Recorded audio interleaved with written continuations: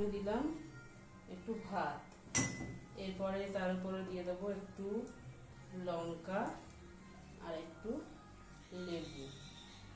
এবার দেবো একটু শসা কুচি, তারপর দেবো একটু গাজর কুচি, একটা পেঁয়াজ, আর দেব তার সঙ্গে একটু কাঁকরোল ভাজা, আর দেব একটু উচ্ছে আলু সেদ্ধ, আর দেব একটু ভেন্ডি ভাজা,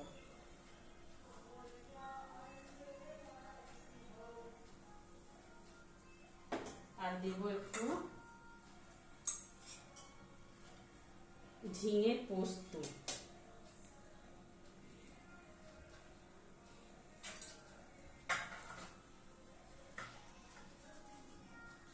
আর তার সাথে দেব চিকেন কষা, আর দেব একটু চাটনি, আর দেব 1 গ্লাস জল।